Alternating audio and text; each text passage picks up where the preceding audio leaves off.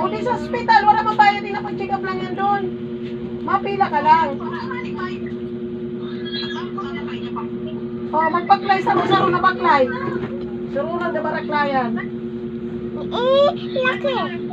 Laki. Ano daw na? Nano sabi mo nga, hindi ko man maintindihan. Next.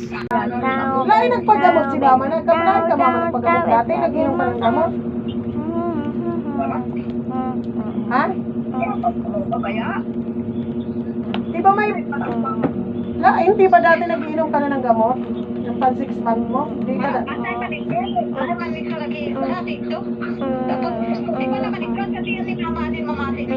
Nasa diin.